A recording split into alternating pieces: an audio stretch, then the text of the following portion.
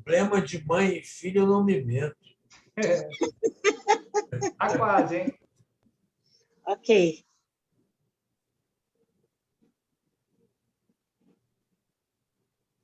Boa noite, estamos ao vivo. Boa noite, alunos. Boa noite. Hoje, terça-feira, dia 6 de abril de 2021. Estamos dando início a mais um esquenta da nossa live das terças-feiras. Então, nós estamos começando, ajustando som e imagem, dando boa noite para todos que estão se aproximando. Boa noite. Muito boa noite, Ricardo Gestal. Boa noite, doutor Jorge Jaber. Estamos iniciando. Boa noite, professora. Boa noite, Ricardo. Boa noite, doutor Jorge. Boa noite, professora Ângela. Que ótimo. Boa noite para vocês. Professora, eu estou sem retorno aqui dos alunos que estão entrando. Eu também estou sem retorno neste momento, mas já vou me conectar com eles. Mas então a gente nem sabe se tem alguém assistindo. Temos 12 pessoas. Então, 12 Ricardo. alunos. Então, o Ricardo é que tem que fazer aí o boa noite para o pessoal. Boa noite, André Teixeira, Edna Souza, Guilherme Rodrigues da Cunha, boa noite, Deise Damasceno, Elusa Lima, boa noite.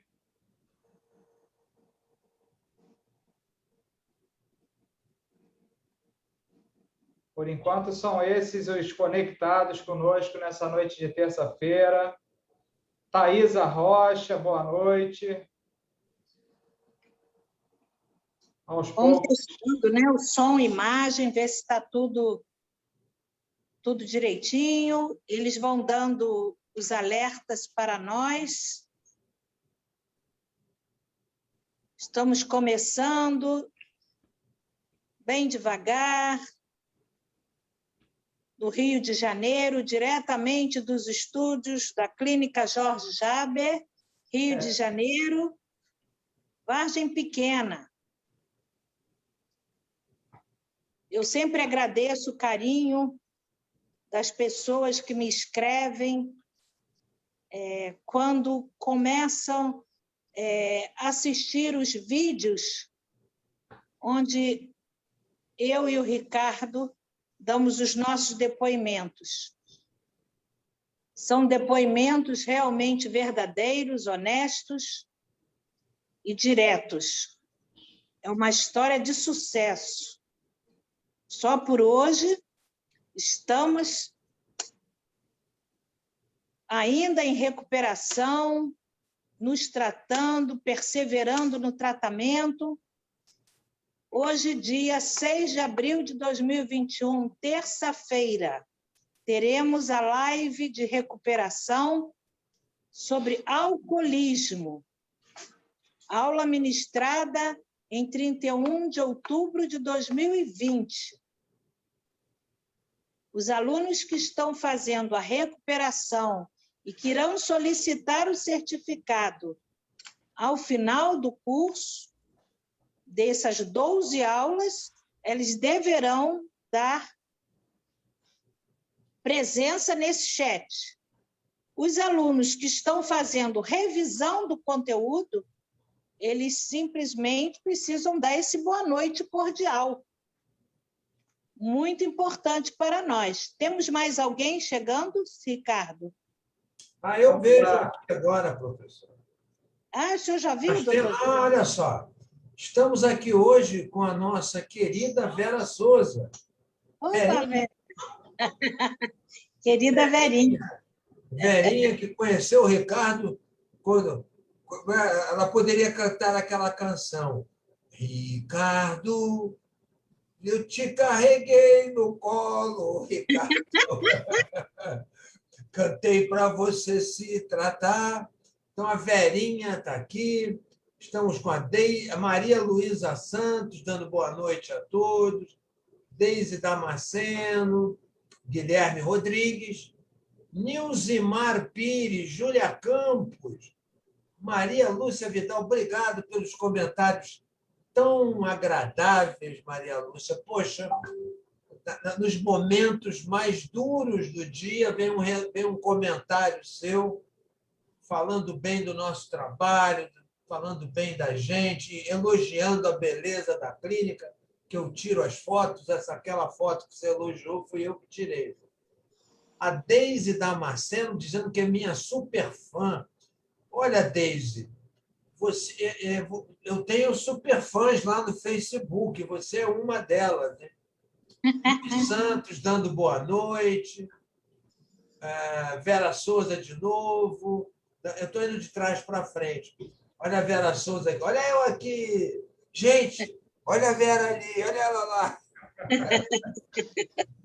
É um prazer ter a Vera de novo junto da gente, né? Poxa, boa noite, professor Marcos Schwartz, professor da psiquiatria da PUC. Boa noite, Sulier Faria. Boa noite, Amélia Artini. Nós já estamos aqui com 22 alunos. Edna Souza dando boa noite para mim e, evidentemente, deu boa noite para mim, está dando boa noite para todo mundo. Vivi. Boa noite, Vivi. Este nome eu não conhecia ainda, GSS. Tem alguns alunos de nome Vivi, mas com GSS eu ainda não conhecia. Ivone Ferreira, dando boa noite. Muito bem. 25 alunos, professor, e são ainda 20 para as 7.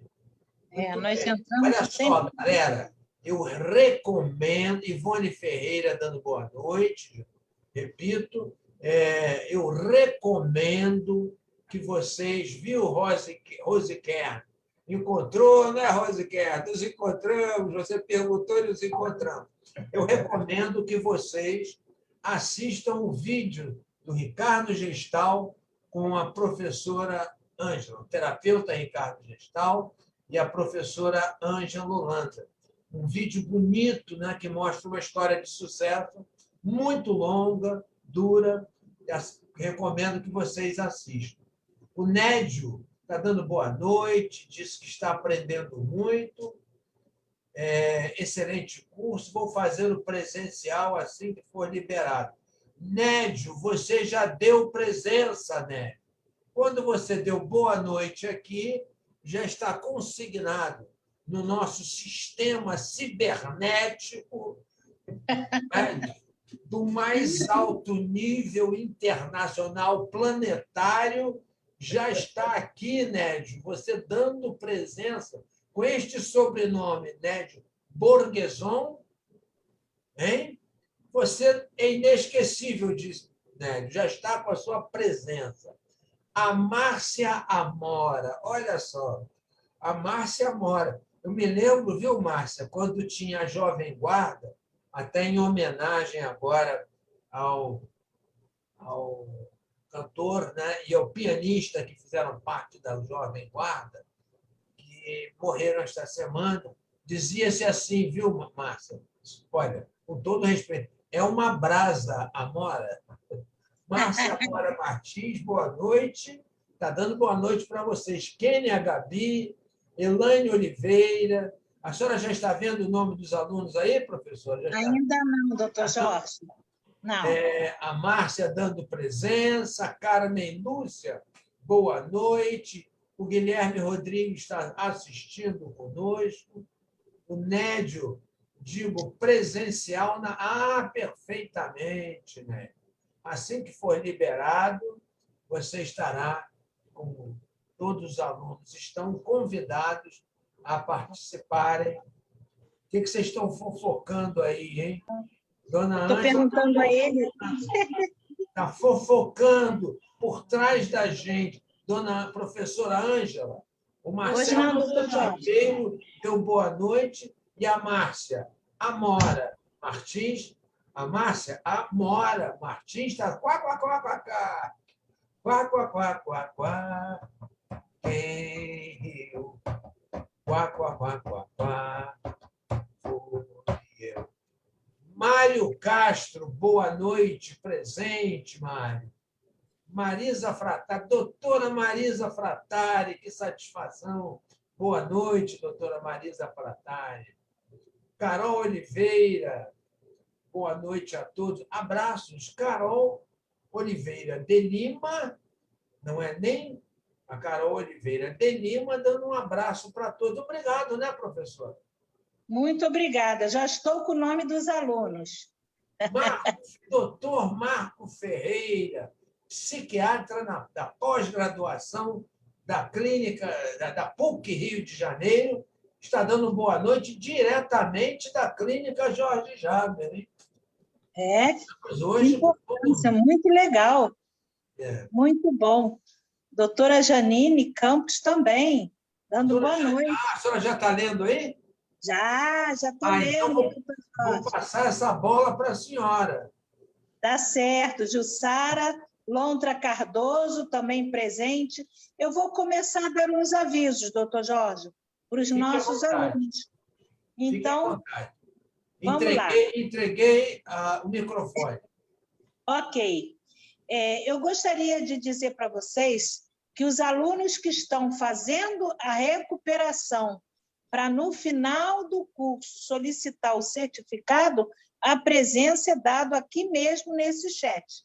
Os alunos que estão fazendo revisão de conteúdo, já dando esse cordial boa noite, nós já sabemos que vocês estão aqui, mas vocês já têm o certificado. Eu queria também recomendar a vocês que vocês vissem o último vídeo que foi postado hoje, que é da minha história de vida, a história de meu filho e a minha, que realmente é uma história de sucesso. E já estou agradecendo o carinho que eu tenho recebido das pessoas, reconhecendo que realmente é uma história forte, pesada, mas que deu certo. Então, a mensagem é: o tratamento funciona. Tá? Hoje, a nossa live vai ser sobre alcoolismo, aula ministrada em 31 de outubro de 2020. Então, eu queria dizer a vocês que a nossa base é muito também, a gente usa como fonte o livro Alcoolismo, escrito pelo Dr. Jorge Jaber e Dr. Charles André.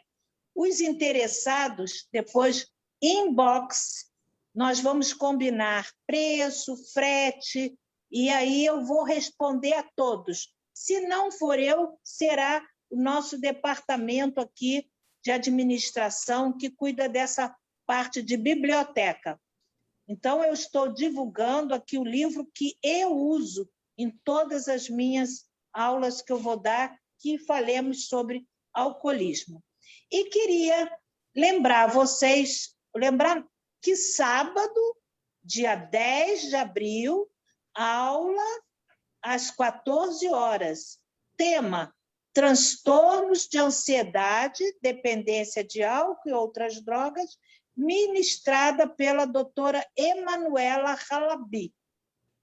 Então, eu já falei alguns recados assim mais importantes. Não sei se vocês querem tirar alguma dúvida. Boa noite, Sérgio Henrique, Shirley Dauruel, boa noite. Temos aqui outras pessoas que estão chegando. Doutor Sérgio, muito boa noite, doutor. Franz Blatt, muito obrigada pela sua presença. É sempre uma honra recebê-lo aqui no nosso curso.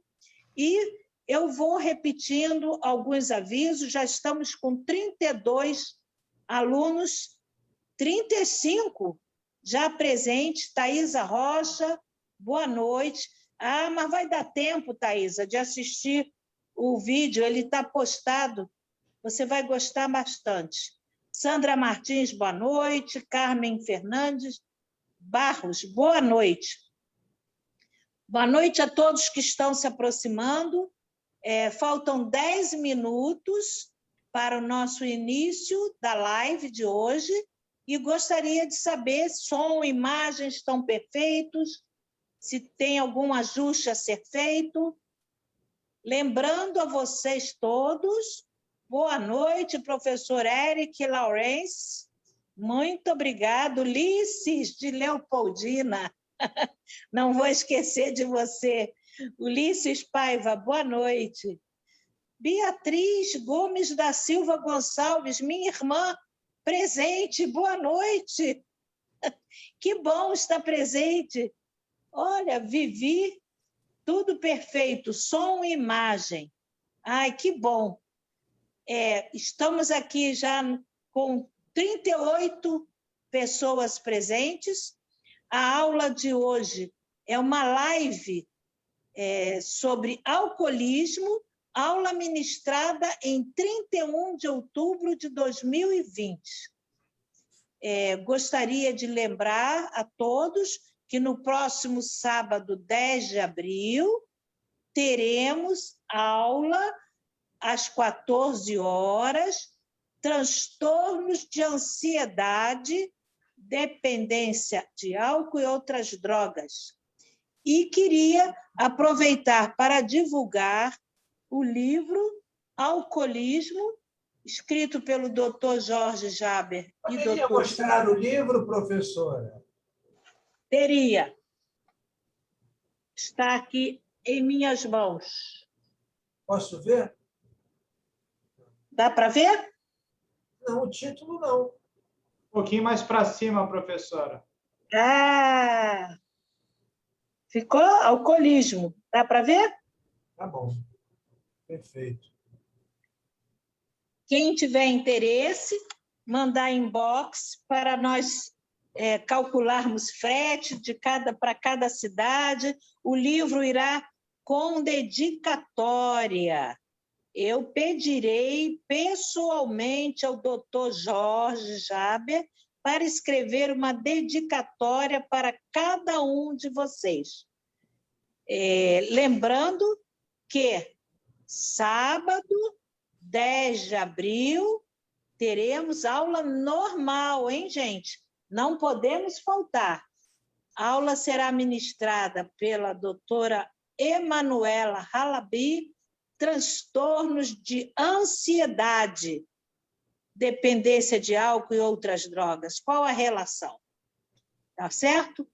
E gostaria de convidá-los a assistir o vídeo postado essa tarde sobre a história de uma família, eu dando depoimento, meu filho contando a história dele, bem interessante, uma história forte. Vocês vão gostar. Boa noite, Edi Santos. Boa noite, Simone Sirovec. Simone diz que quer o livro. Inbox, tá, Simone? A gente conversa depois. Shirley também quer o livro e com dedicatória. Olha que eu vou providenciar tudo muito direitinho, mas vocês têm que fazer contato comigo, tá bom, gente? Jussara também está assistindo. Beatriz está assistindo. Beatriz Gonçalves. Márcia Mora, tudo ok? As pessoas estão dizendo que som e imagem estão perfeitos. Então, nós já estamos com 37 alunos presentes. Dentro de minutos, eu vou passar o microfone para o Ricardo Gestal, o terapeuta Ricardo Gestal, conselheiro em dependência química, que vai ministrar a live da aula que ele deu em 31 de outubro de 2020, certo? Dr. Jorge estará presente para qualquer dúvidas quanto a problemas clínicos, medicação. Lembrando a vocês que as perguntas deverão ser sempre no final, para a gente não interromper. Perfeito? E estamos aqui pelo meu celular, faltando 2 minutos. 40 pessoas presentes. Marcos, boa noite. Maria Lúcia Vidal confirmando que som e imagem estão perfeitos. Vera Souza diz que já tem o livro. Nós temos, né, Verinha? Desde aquela época. Que bom, que bom. Bom, antes de passar o microfone para o conselheiro Ricardo Gestal, eu vou repetir alguns avisos. Alunos que estão fazendo a recuperação e vão precisar solicitar o certificado no final das 12 aulas, poderão dar presença nesse chat mesmo. E os alunos que estão fazendo revisão de conteúdo, mas que já possuem um certificado, não têm necessidade de dar presença. Próximo sábado, 10 de abril, aula com a doutora Emanuela Halabi, transtorno de ansiedade versus dependência de álcool e outras drogas.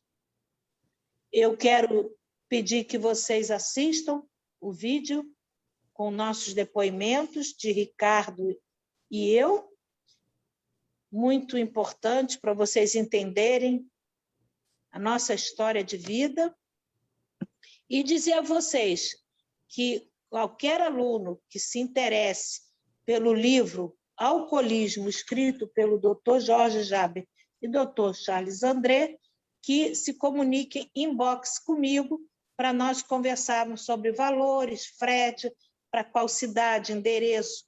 Tá bom assim? Então, pelo meu telefone, 19 horas, 42 pessoas presentes. Doutor Jorge, posso passar para o Ricardo Gestal? Por favor, estou à disposição. Então, Ricardo, pode assumir. Primeiramente, gostaria de dar boa noite a todos os presentes. Antes de compartilhar a aula, me apresentar, meu nome é Ricardo Gestal. Eu sou conselheiro em dependência química, formado aqui pela clínica Jorge Jaber. E um prazer enorme estar com vocês. E eu sou muito grato por essa oportunidade que, mais uma vez, eu estou tendo de compartilhar um pouco do meu conhecimento, da minha experiência, nessa noite de terça-feira. Só um momentinho.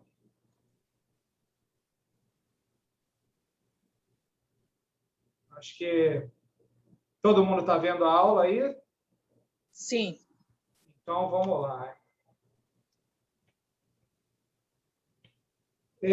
Vou começar falando o que seria o conselheiro. Esclarecer, né? Conselheiros são técnicos especializados, cuja característica principal é o fato de ter passado por experiências, no caso, o alcoolismo ou dependência química, que é submetido a um processo de recuperação e segue em recuperação. Ou seja, no meu caso, eu sou um alcoólico, um dependente químico, que hoje estou em recuperação, permaneço em recuperação, fiz o curso de formação em terapeutas em dependência química e hoje trabalho como conselheiro em dependência química aqui na clínica Jorge Jaber.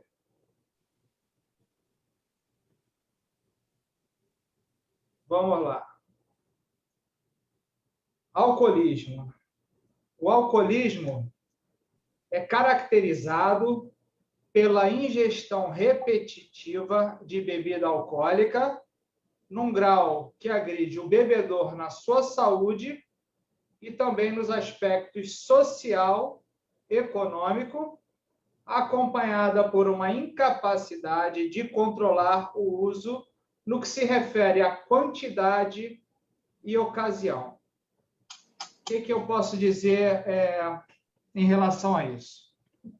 o alcoolismo afeta qualquer tipo de relacionamento, familiar, profissional, e mesmo querendo controlar, sabendo que eu tenho um problema com álcool, dos danos causados, eu não consigo manter o controle.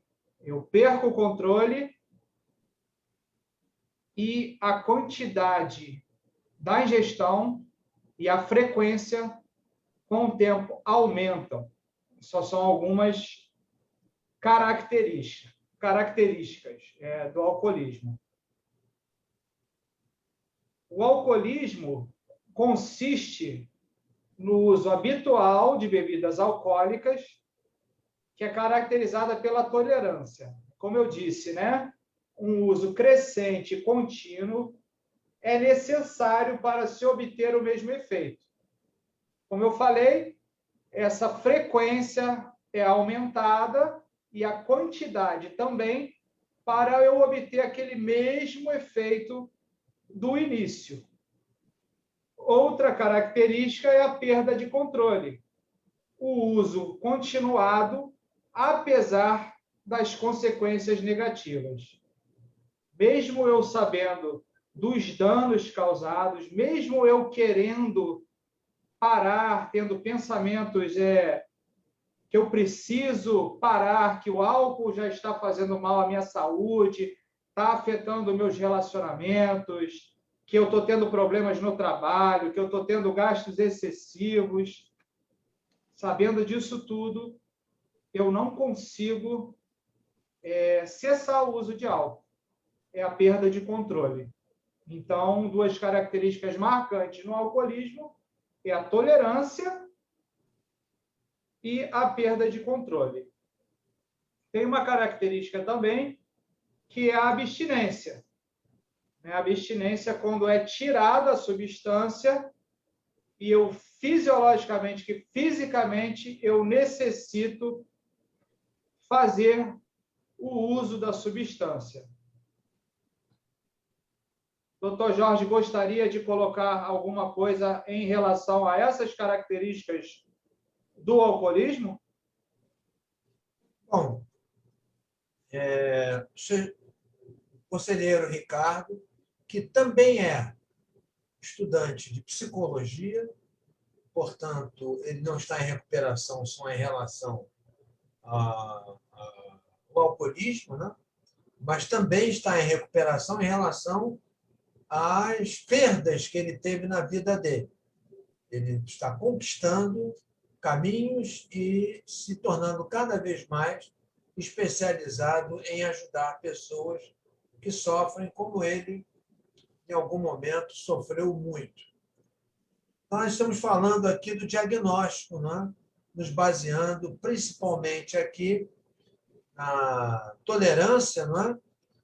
E na abstinência, a necessidade de tomar quantidades maiores, a tolerância, e na abstinência, a necessidade de tomar uma dose para cessar o mal-estar. Ele vai falar disso no próximo slide.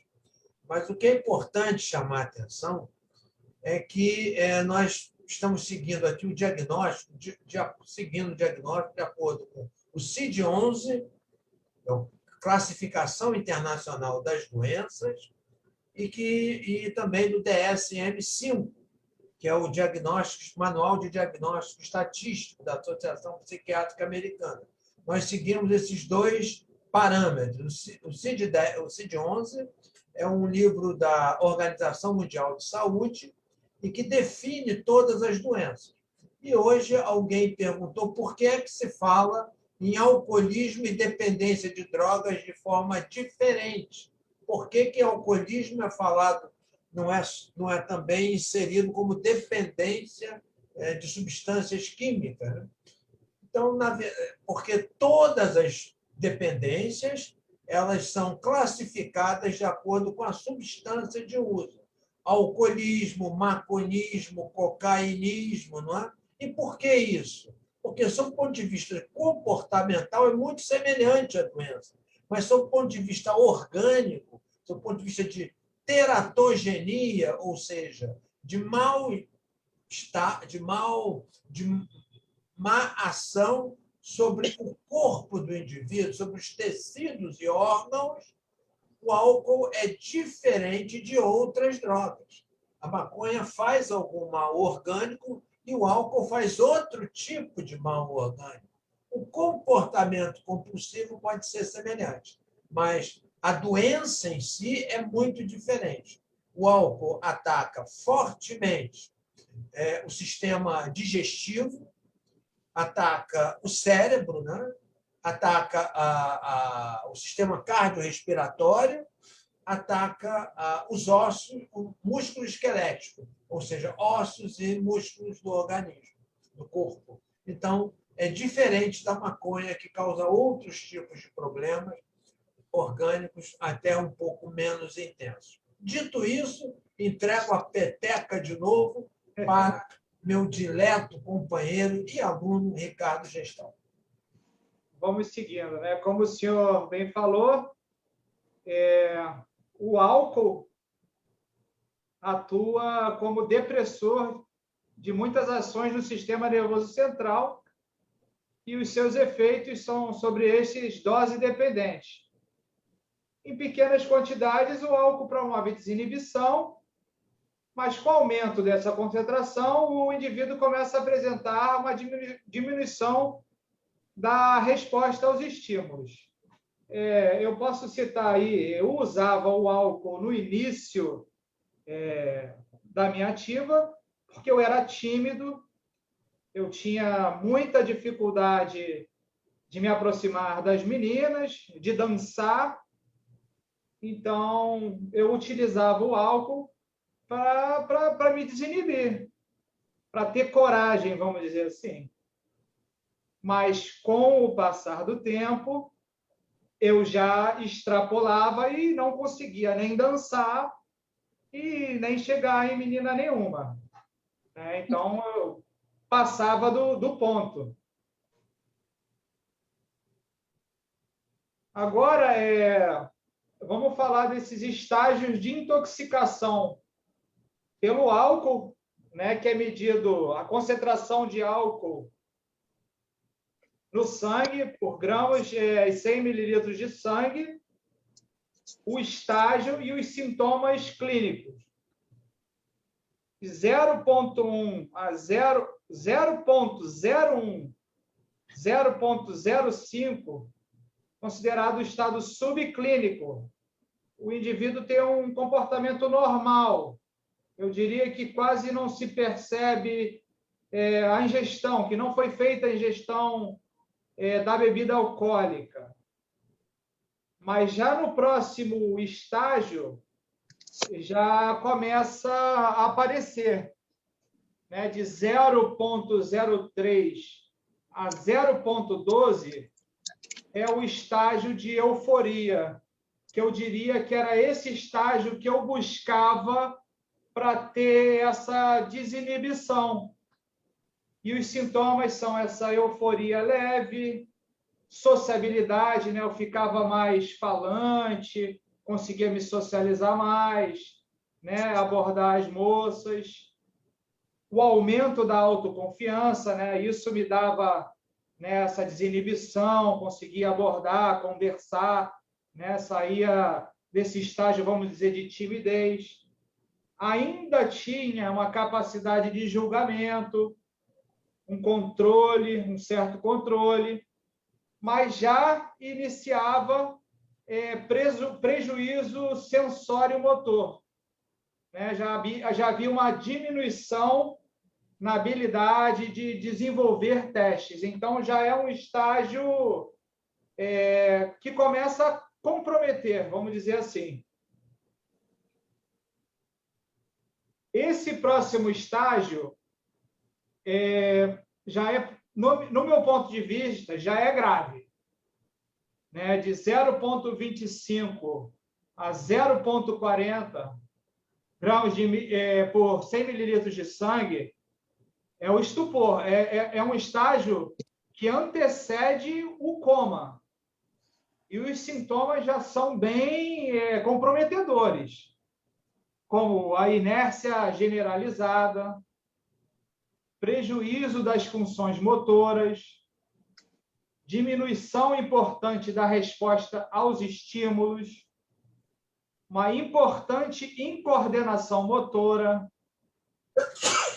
uma incapacidade de deambular ou coordenar os movimentos. Eu acho que eu posso até me arriscar um pouquinho, porque eu estou tendo aula de neuroanatomia e o álcool afeta o cerebelo, se eu não me engano, que é a parte do cérebro, do encéfalo, que é responsável por essa parte motora. Se eu tiver errado, o senhor, por favor, me corrija, que caiu até na prova ontem, essa parte do cerebelo e a coordenação motora. E vamos dando continuidade. Outros sintomas clínicos o vômito, incontinência, prejuízo da consciência, sonolência ou estupor. Eu acertei, doutor Jorge? Perfeito. O cerebelo é responsável pelo equilíbrio. Então, vamos lá. Passando para o próximo estágio, o estágio de coma, né? A concentração de álcool no sangue já é maior, 0,35 a 0,5. O estado de coma é o que antecede a morte. E os sintomas inconsciência, reflexos diminuídos ou abolidos, temperatura corporal abaixo do normal, poderia dizer uma hipotermia, incontinência, prejuízo da respiração e da circulação sanguínea e uma possibilidade de morte. Então, esse estágio aí já é gravíssimo. É o estágio que antecede a morte. E o estágio seguinte, como eu falei, é a morte, né? De 0,45 para cima. Essa concentração de álcool no sangue, muito alto. E a morte acontece por bloqueio respiratório central. O senhor teria alguma coisa a contribuir conosco? Não, né? Nesse instante, o senhor está falando de alterações que podem levar à mudança de comportamento e que, se aprofundando, podem levar à morte. Portanto, nós estamos falando de algo muito grave, principalmente em crianças, né? Porque o adulto tem tempo ainda de eliminar o álcool, mas a criança pode chegar ao coma e à morte muito rapidamente. Tá certo. Então, vamos seguindo com as consequências do uso abusivo do álcool. No coração, as gorduras começam a se acumular, aumentando o seu tamanho e comprometendo a sua função. No Olha cérebro... só, Ricardo, o que é importante, eu já toquei nisso, né? O que é importante é que o álcool ele é um desidratante, ele desidrata. Então, ao desidratar, ele leva a um desequilíbrio intracelular. Lembre, a célula é como uma gelatina, muito leve, qualquer alteração ela se desfaz. E, ao se desfazer, ela morre. Então, o álcool, ao tirar a água dessa gelatina, ele promove a destruição celular. Isso acontece no coração, frequentemente levando ao que se chama miocardiopatia alcoólica, ou seja, destruição da célula do coração.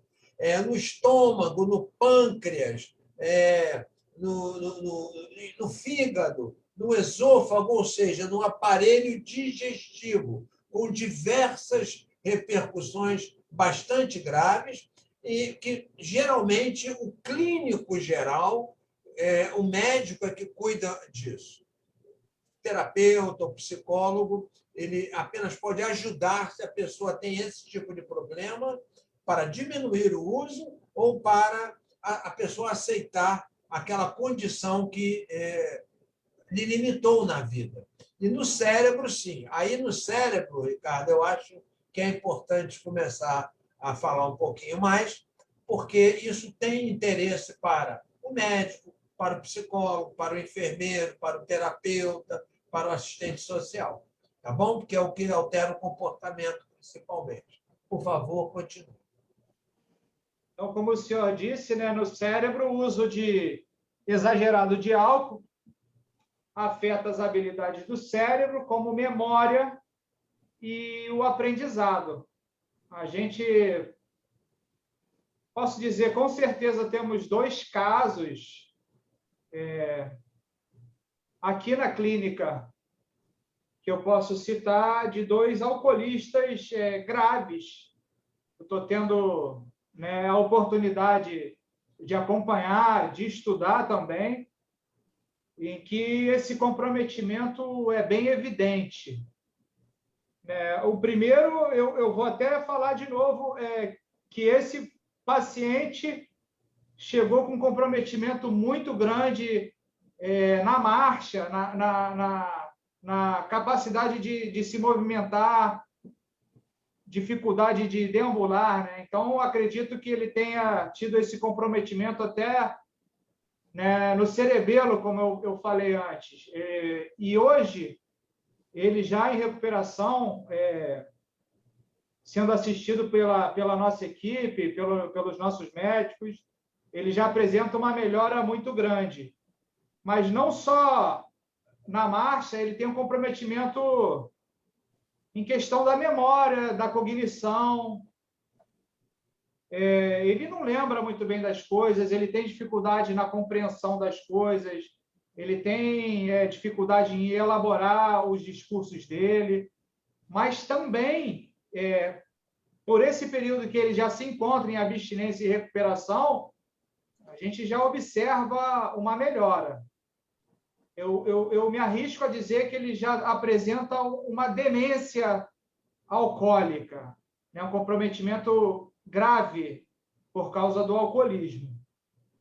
Tem um paciente que eu acompanho mais de perto, que, na verdade, eu conheço ele já há mais algum tempo, e é evidente esse comprometimento, porque, independente dos atendimentos, ou grupo de tarefa, grupo de sentimento, ou grupo de estudo de passo, sempre quando eu dirijo a palavra para ele, o discurso dele é o mesmo. Ele não assimila o que está sendo abordado no grupo e o discurso dele é exatamente o mesmo. Quando eu cheguei nos meus 65 anos, eu já comecei a diminuir, e agora com meus 70, eu só bebi um pouquinho, e agora de 71 para 72, pela graça de Deus, eu não vou beber nunca mais. Esse discurso, independente da pergunta, do tema abordado, se a gente está falando de uma meditação do dia, da literatura do 24 horas, de Alcoólicos Anônimos, ou seja, qualquer coisa, o discurso dele vai ser exatamente o mesmo. Então, fica muito evidente o comprometimento que o cérebro dele, a questão que o álcool danificou mesmo, a parte cognitiva. Então, eu acredito que isso já seja uma demência alcoólica. Seguindo adiante por esse slide, como o doutor Jorge mesmo falou, são situações clínicas, né? Os danos, né, do uso... Podemos ir adiante, Ricardo. Posso ir adiante? Adiante. Bom, vamos lá. Nos danos ao cérebro, a dificuldade em andar, como eu falei desse paciente que a gente está acompanhando, ele mal conseguia se equilibrar, ele não conseguia levantar da cama. Ele precisava de ajuda da enfermagem para levantar, ele tinha dificuldade de incontinência, né? Ele precisava usar fralda, ele não conseguia segurar a urina, e hoje em dia já apresenta uma melhora muito grande. No entanto, ele ainda tem essa fala arrastada, ele ainda tem a dificuldade na dicção, de falar, né, de elaborar. Ele também tem essa resposta retardada. A gente pergunta a ele, ele precisa de alguns instantes, de um momento, para poder responder o que está perguntando, e muitas vezes não faz muito sentido o que ele fala, mas ele está bem melhor de quando ele chegou aqui. E danos à memória, né? Também é bem evidente, né? O paciente não conseguir lembrar, muitas vezes essa memória curta, do que ele comeu, do dia anterior, enfim, os danos são severos mesmo.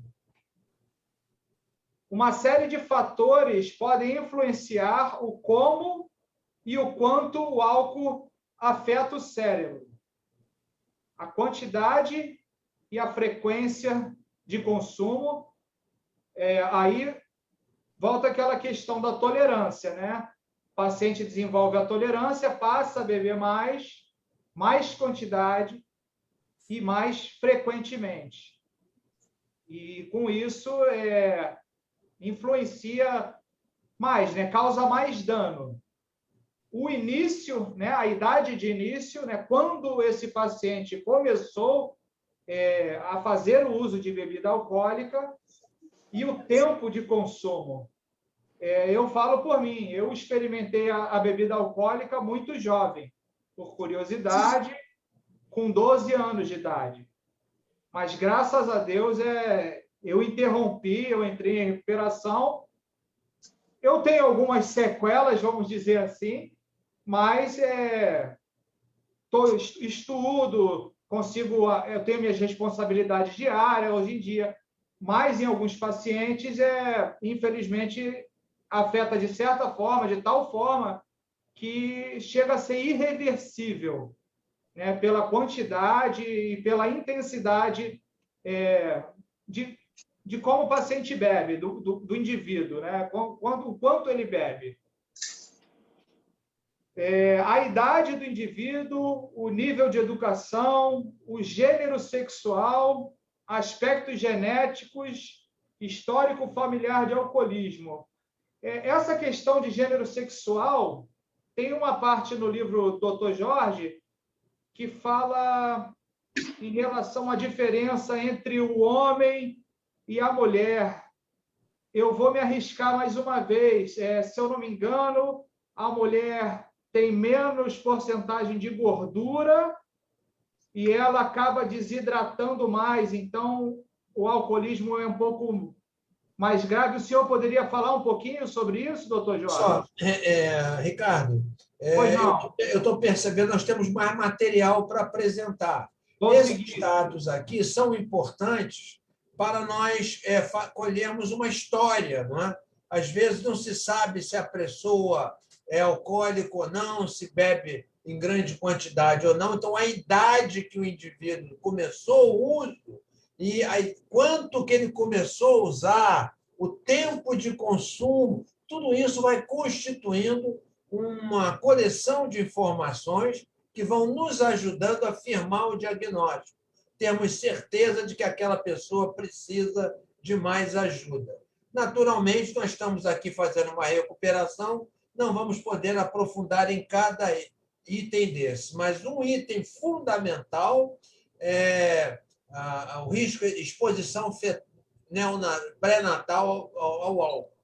Então, é uma síndrome bastante comum no Brasil, síndrome alcoólica fetal. Há um neurologista, professor de neurologia da Universidade Federal do Rio de Janeiro, professor José Mauro Braz de Lima, que descreve muito adequadamente essa ocorrência e que chama a atenção não só em publicações científicas, mas também em programas de televisão, de rádio. da importância da mulher grávida não consumir álcool. Vamos em frente, Ricardo. Próximo. Vamos lá. Danos ao sistema digestório, né? O uso de álcool a longo Como ele prazo. disse, Ricardo, como a grande maioria dos nossos alunos essa noite não é médico, então é importante saber apenas que queixas digestivas, dor na barriga, ardência, mal-estar, diarreia, vômito, qualquer sinal ou sintoma. Sinal é aquilo que a gente vê, sintoma é aquilo que a pessoa relata. Qualquer sinal ou sintoma que envolva mal-estar gastrointestinal, nós devemos já avaliar a possibilidade de que o álcool esteja causando problemas graves digestivos. Vamos em frente. Prejuízos ao fígado, Exatamente. danos ao sistema respiratório, danos ao sistema circulatório. Exatamente. Hipertensão é uma ocorrência bastante comum no alcoolista e que pode ser pode retroceder simplesmente com a abstinência e a mudança de hábitos básicos, alimentação, diminuir um pouco o sal, fazer um pouco de exercício. Então, são danos orgânicos que são recuperáveis quando o paciente entra em abstinência. Podemos ir em frente, Ricardo. A gestação já foi dito. O álcool é teratogênico, ou seja, destrói células. Então, ele destrói o organismo, destrói o tecido e os órgãos. Isso, numa criança sendo gestada, ela nem chega a terminar a sua evolução embrionária, ou seja, ela nem chega a terminar a construção dos seus órgãos, porque eles já são destruídos dentro do próprio útero. Então, é uma catástrofe. Nasce uma multidão de jovens já com síndrome alcoólica fetal. Próximo, por favor. Alcoolismo e genética. Há uma importante relação entre dependência de substâncias químicas e a genética. Hoje já se sabe que não necessariamente tem um gene que leve a pessoa a ser alcoólica, mas é uma alteração que nós chamamos epigenética. É uma alteração de fora dos genes. A cadeia de DNA, que é onde estão os genes, vocês estão vendo uma foto aí de uma cadeia de DNA, essas ligações mostram, e essas coresinhas, essas bolinhas, são genes que estão ligados quimicamente. Esses genes, essa cadeia pode dar uma retorcida, um nó, e esse nó faz com que, como uma corda, dá um nó. E aí algum gene não aparece, não tem uma expressão, e com isso a doença se manifesta de maneira muito grave. É importante dizer que quando a pessoa tem medicação, fatores externos como medicação, como tratamento psicológico, como abstinência e até mesmo espiritualidade, podem desfazer esse nó. Podemos ir em frente. Bom, vamos lá. Agora, Ricardo, eu acho que você pode falar disso aqui muito bem. Vamos falar sobre os mecanismos de defesa do alcoolismo, né, da doença. A importância disso aqui, gente, é que são esses os problemas que vocês vão enfrentar quando quiserem tratar de um alcoólico. São esses 4 problemas. São essas as dificuldades que levam o familiar a sofrer, que levam o terapeuta a se sentir impotente, não é? Então, nós temos que treinar. Alguém perguntou aqui para mim, eu falei que no final você responde, como é que se convence uma pessoa? Muito difícil com esses 4 elementos que nós vamos ver. Por favor, Ricardo. Então, a negação, né?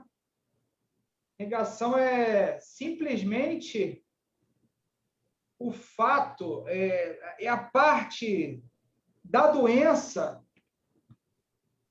que me diz que eu não tenho uma doença.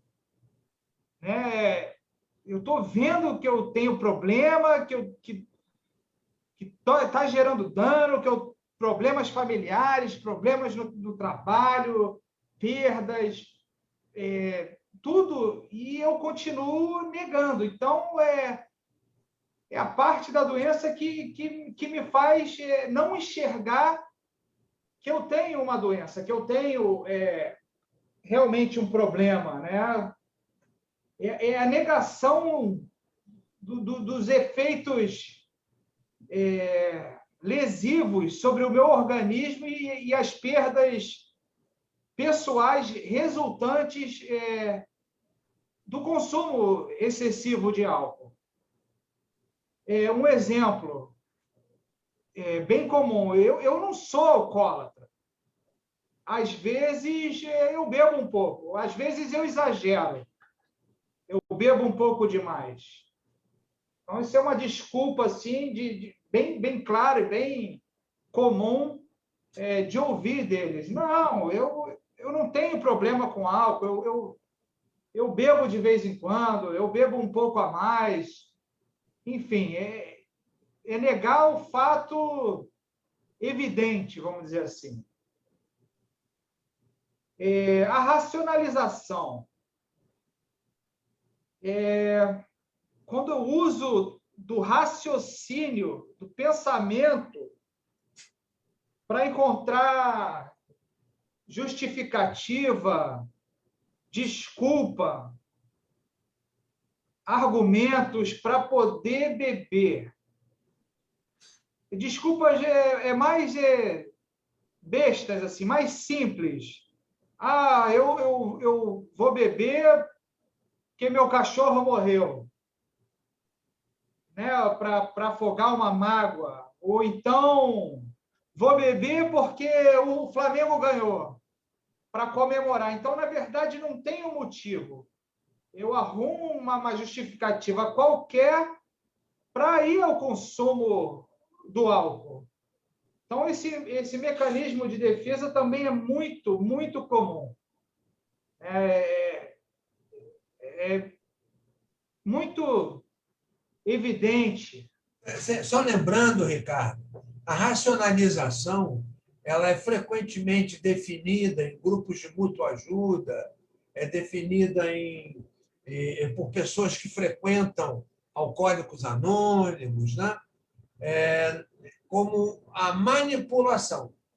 A racionalização é a forma pela qual o indivíduo consegue tentar manipular. Ele é cheio de razões, cheio de argumentos, ele explica tudo, ele sempre tem uma explicação, ele frequentemente não lhe deixa terminar de argumentar, ele já tem uma resposta.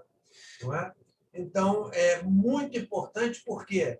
Porque a racionalização ela ataca fundamentalmente aquele que vai trabalhar com o dependente verbalmente. Você vai conversar com ele. Então, tudo que você vai dizer para ele, ele vai racionalizar, ele vai vir com outro argumento te mostrando que você está errado. Então, é muito importante não cair nesse ping-pong, em que você dá uma opinião e ele responde, cheio de argumento, e lembre-se, ele é um especialista em dar desculpas. Então, fica muito difícil. Por favor, Ricardo. E, complementando o que o senhor falou, normalmente, né, essa justificativa já começa com uma negativa, não. Né? A primeira palavra que é usada é o não. Então, é uma negação mesmo. Como o senhor falou, a especialidade mesmo em querer convencer que tem um motivo para fazer o uso do álcool. Já na questão, na projeção, eu vou transferir todo o meu mal-estar para o outro. Né? O problema não é meu, eu não assumo que sou eu, que eu tenho problema. O problema é minha esposa, o problema é o meu trabalho, o meu chefe que me chamou a atenção. Então, na verdade, esses mecanismos de defesa, eles meio que se mesclam, né? Eu projeto para ter um motivo para beber. Eu digo que a culpa é do outro, né? É tudo uma grande negação, essa que é a verdade, né? Então, esse mal-estar que eu tenho, eu projeto para o outro, né? Eu tiro a responsabilidade de mim e passo para o outro. Eu não assumo essa responsabilidade e arrumo uma justificativa para beber. E a arrogância, o orgulho, né? Isso aí é aquela coisa assim do ego, o egocentrismo, de estar sempre com a razão. Então, nesse caso, sim, a melhor defesa é sempre o ataque. Eu vou ser muito arrogante, agressivo, e vou falar, por exemplo, eu bebo quando eu quiser, eu paro quando eu quiser. Eu usava um jargão assim muito... não me acompanha que eu não sou novela. Não me deixa... me deixa beber, eu bebo com meu dinheiro, quem paga minhas contas sou eu. Então, realmente uma coisa assim do ego, de não querer dar o braço a torcer, de querer negar a própria doença, de não querer enxergar a doença. Então, parte mesmo para o ataque. É um mecanismo de defesa, mas onde eu vou para cima, né, para proteger a minha doença. Um comentário, Ricardo, antes de passar. Sim. Basicamente, aqueles que estão assistindo, que têm interesse em trabalhar na área, que têm interesse em ajudar pessoas dependentes a se recuperarem, basicamente, o treinamento do terapeuta é conseguir esgrimar com cada uma dessas 4 características.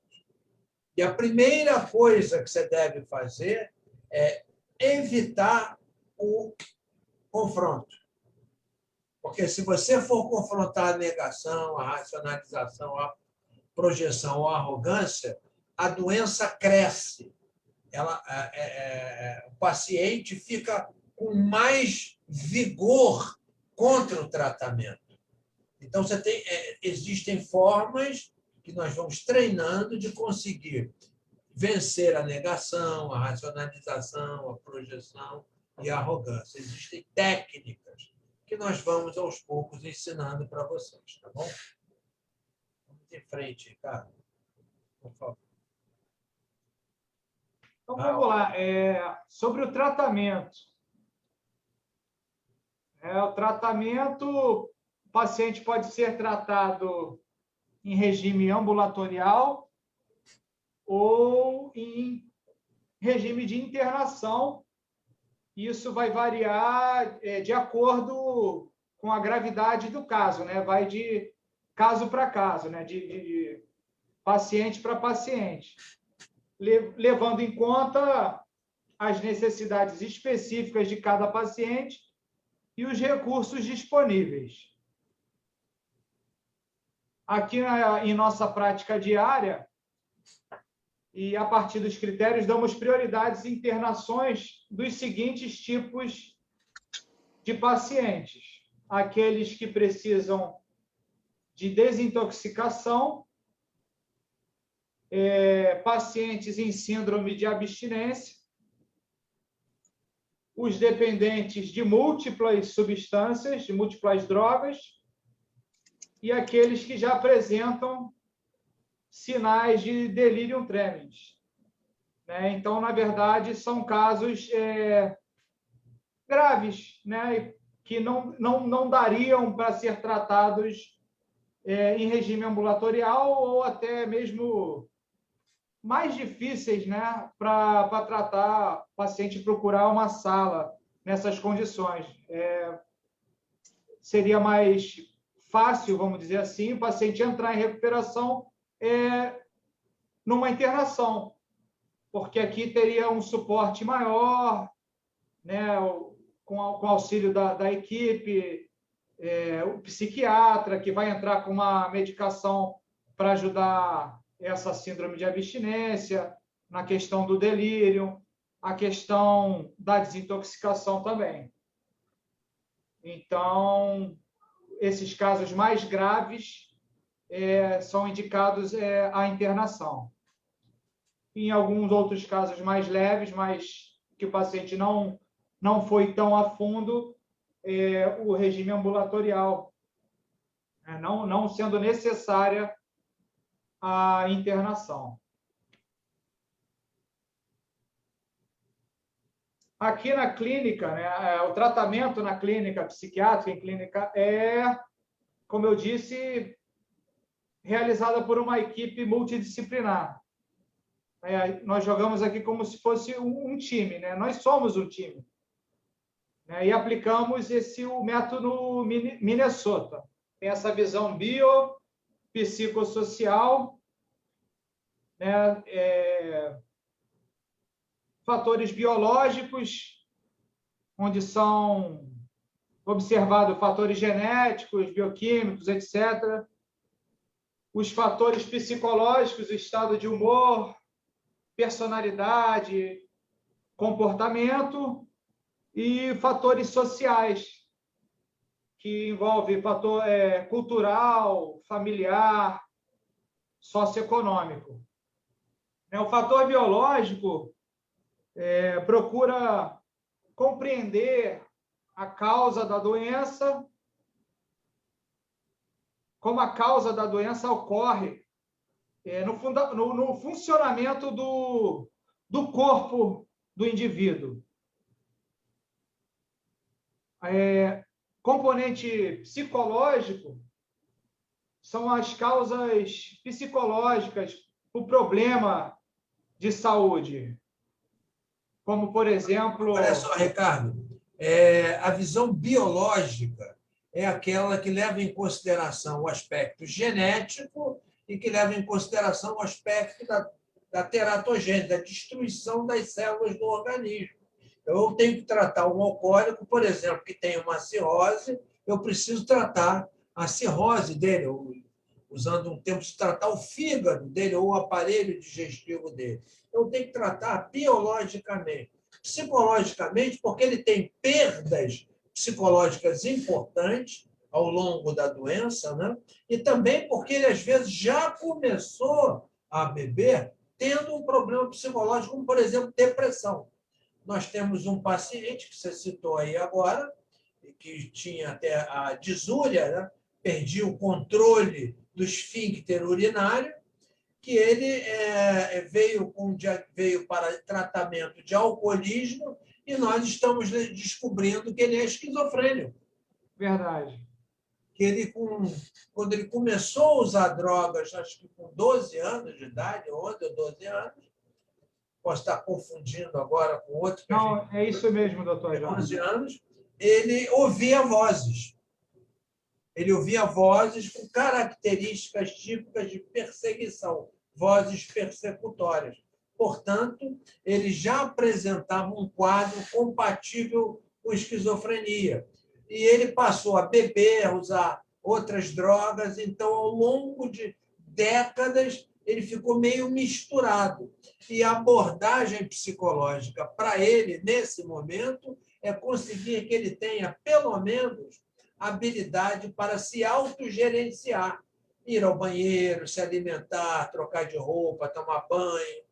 Autonomia. Autonomia. Se ele adquirir autonomia, ele pode voltar para casa e, pelo menos, não é aquele peso terrível de um alcoólico sem teto, como a gente diz, né?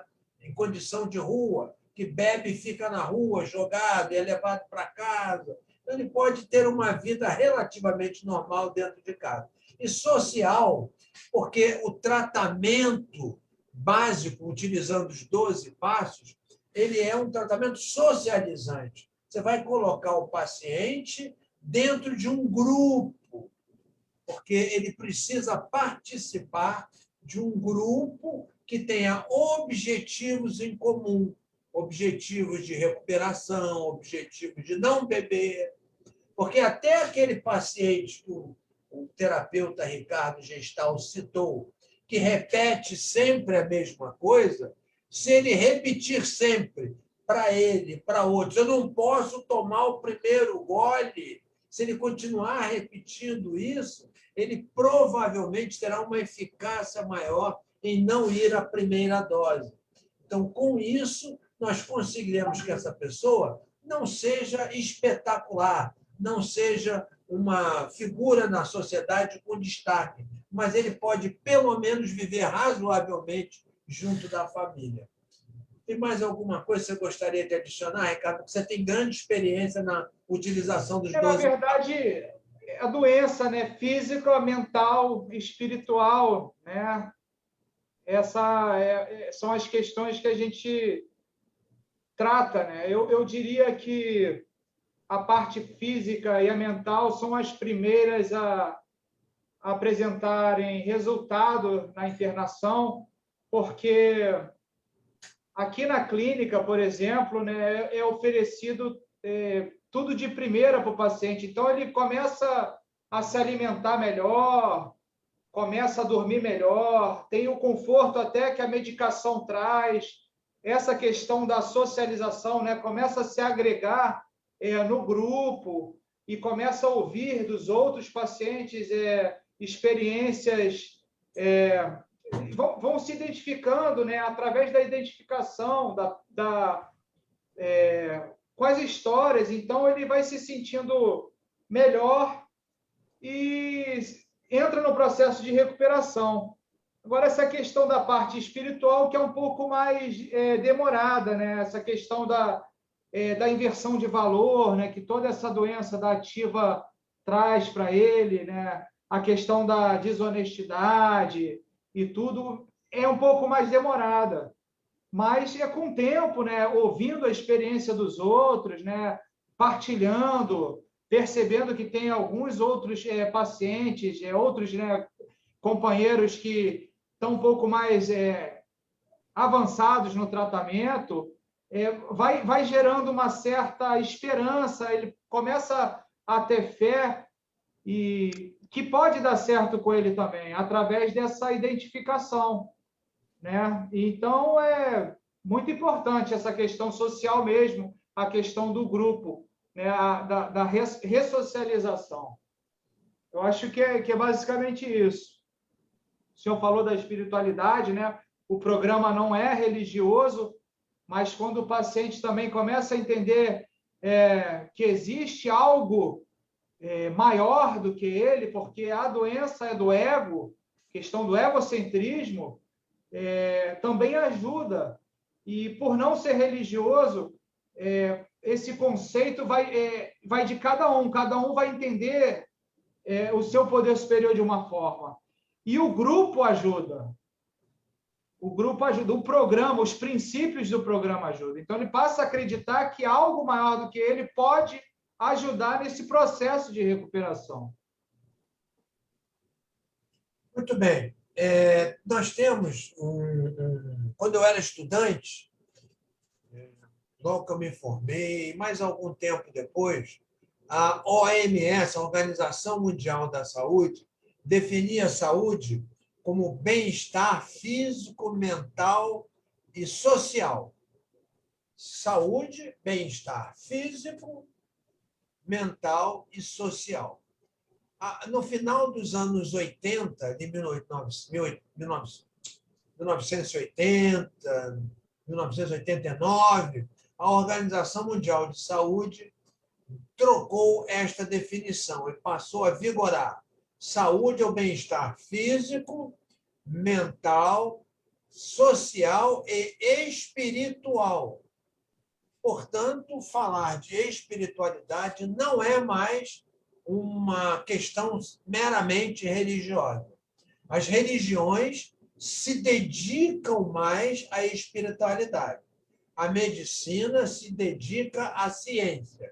E a ciência admite que a utilização de conceitos de espiritualidade e de práticas para se atingir a espiritualidade, ela tem sucesso muito grande na recuperação, não só da dependência química, mas de outras doenças também, inclusive doenças orgânicas, doenças cardíacas, hipertensão, diversas outras doenças.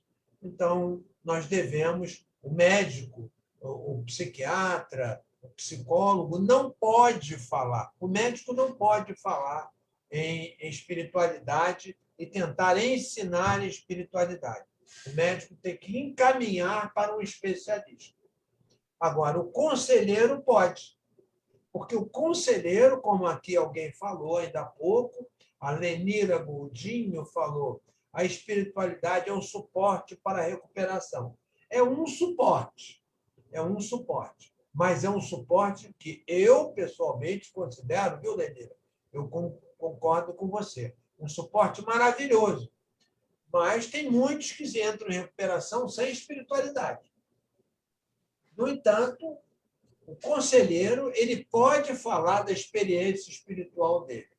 Eu, como médico, não posso tratar alguém falando da minha experiência espiritual, porque isto não faz parte da ciência, mas eu posso discorrer sobre espiritualidade, como eu estou falando com vocês agora. Eu posso conversar com o meu paciente e dizer a ele do conceito, da importância, de como é que isso pode ajudar, mas eu não posso rezar com ele, eu não posso fazer nenhuma prática com ele que possa religiosa, isso é proibido, isso é charlatanismo, não é medicina.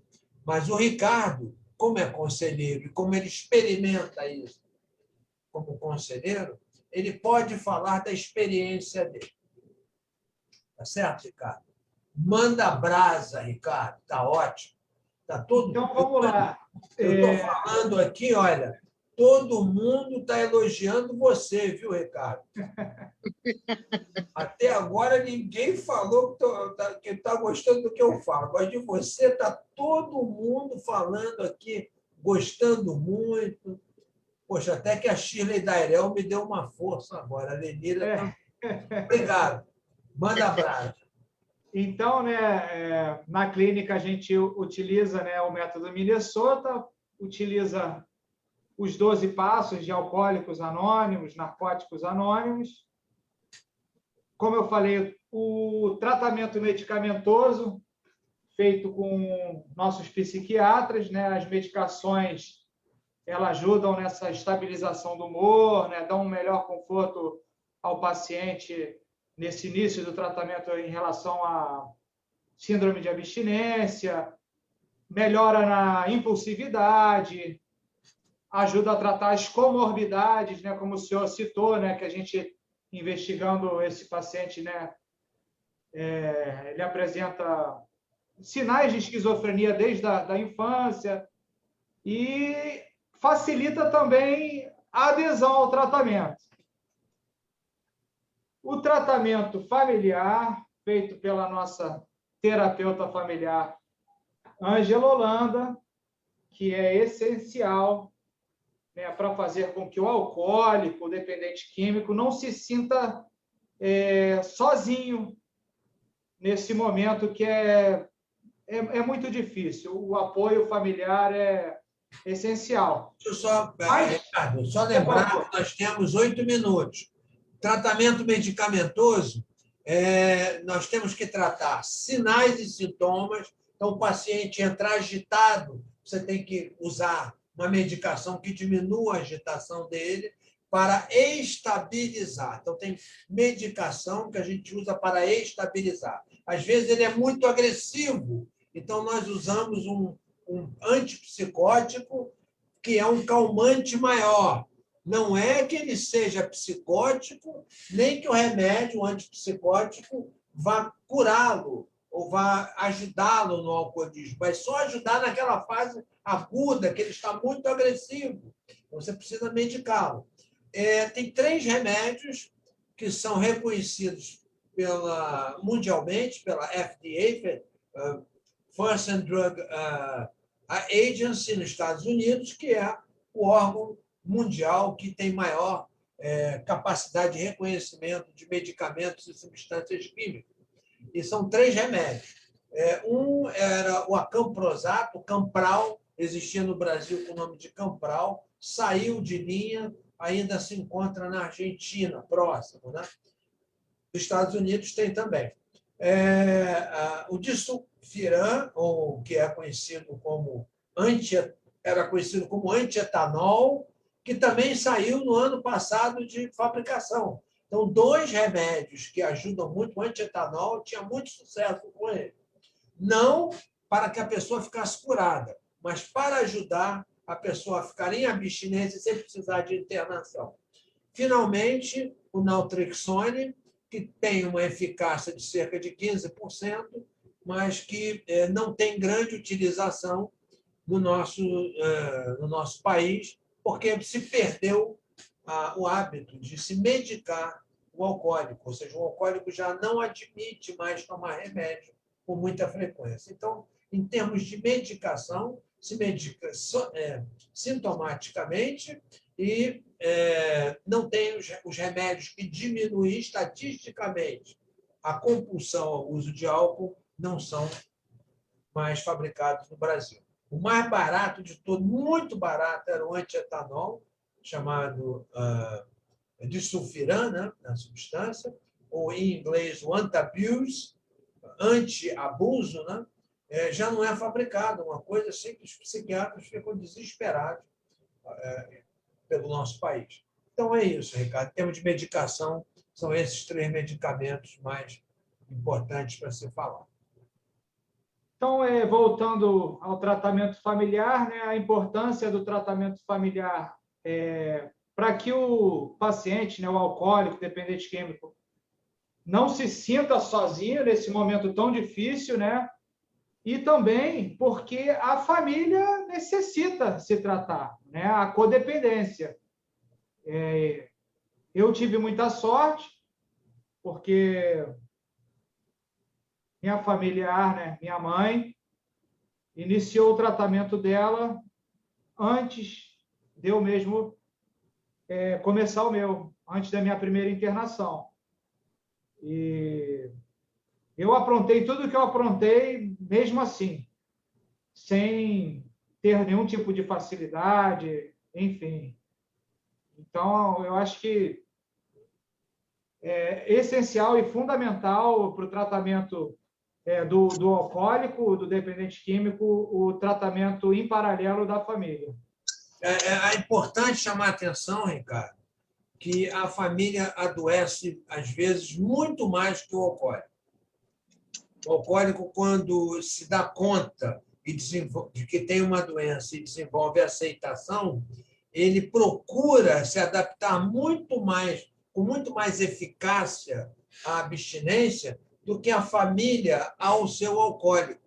Então, a família, muitas vezes, está tão adoecida que ela piora o paciente. Então, é muito importante tratar a família, não só para ela dar apoio, mas para ela não piorar, para ela não fazer com que haja uma recaída, porque ela promove a recaída. Viu? Pode ser um gatilho, né? Um gatilho para a recaída, porque o paciente entra em recuperação e retorna para um ambiente doentio, vamos dizer assim.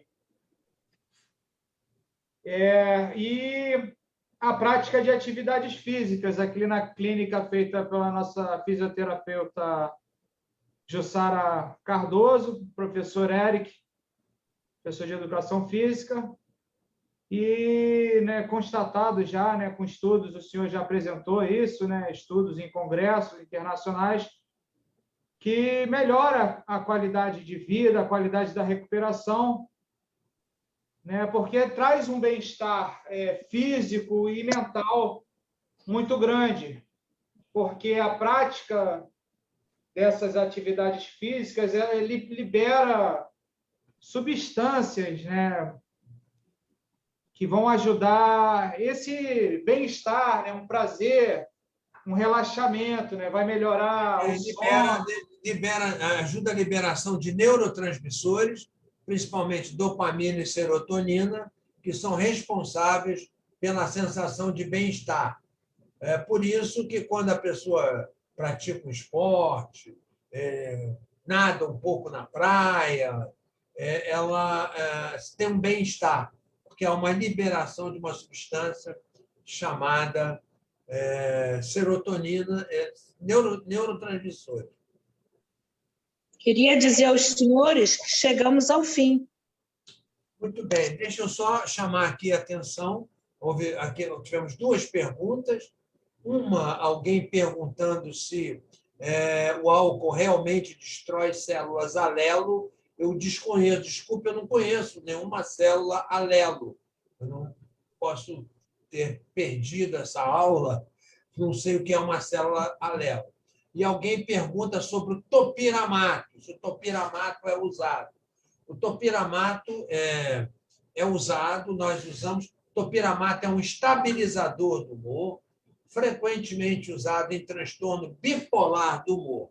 E muitos alcoólicos têm transtorno bipolar. Então, o topiramato funciona. E também tem mostrado alguma eficácia em distúrbios compulsivos, compra compulsiva, sexo compulsivo, comer compulsivo, inclusive ajuda a perder um pouquinho de peso.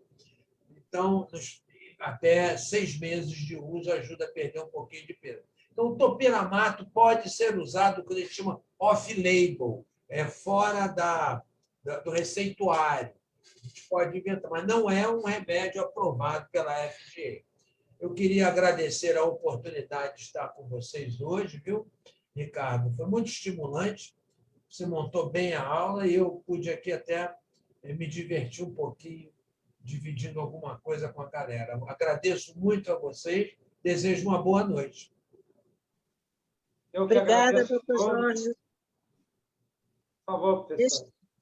Passa a palavra para mim, que eu tenho um recadinho para dar. Por favor. Boa noite, alunos. Para quem não escutou os recados iniciais, sábado, dia 10 de abril, nossa aula às 14 horas, transtorno de ansiedade, dependência de álcool e outras drogas, ministrada pela doutora Emanuela Halabi. Avisar vocês que o livro Alcoolismo, escrito pelo doutor Jorge Jaber e doutor Charles André, eu tenho alguns exemplares, se alguém precisar, entra em box comigo para a gente poder resolver a questão do frete, tá bom? E agradecer a todos a presença e o prestígio aqui nessa live. Muito obrigada, boa noite. Boa noite a todos, muito obrigado mais uma vez pela oportunidade. Até logo.